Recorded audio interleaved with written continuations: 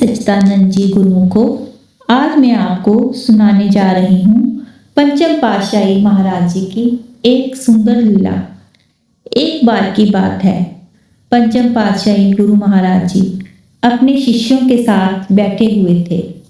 तभी एक गरीब भक्त उनके पास रोते हुए आया और उनके चरणों में गिर पड़ा और बोला कि महाराज, मैं बहुत दुखी हूँ। मैं बार बार फसल बोता हूँ और मेरी फसल बार बार नष्ट हो जाती है। अब घर में अन्न का एक भी दाना नहीं है। गुरु महाराज जी ने मुस्कुराकर कहा, बेटा चिंता मत करो, तुम विश्वास से कल फिर दोबारा जाकर सूर्य उदय होने पर अपने खेत में जाकर प्रभु का नाम लेकर हल चलाना, तुम्हारी मनोकामना पूरी होगी। भगत ने पूरी श्रद्धा से वैसा ही किया। वह सुबह होते ही गांव में अपने खेत में गया और वहां पर जाकर पूरी मेहनत से उसने दोबारा से सारी फसल बीजी, हल चलाया। तो सारे गांव वाले उसका आकर मजाक उड़ाने लगे क्योंकि उसका खेत सूखा पड़ा था, लेकिन उसने अपना विश्वास नहीं छोड़ा। उसने किसी की बात नहीं सुनी और पूरी मेहनत और लगन और विश्वास से अपनी पूरी फसल दोबारा से बीजी। कुछ ही दिनों में अचानक मौसम बदल गया और फिर बादल गिर गिर कर आए। अच्छी वर्षा हुई और कुछ ही समय में उसकी फसल लहलहाने लगी।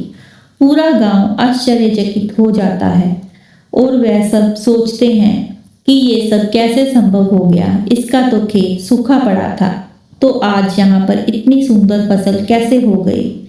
तो वह समझ गया कि ये मेरे गुरु महाराज जी की ही कृपा है।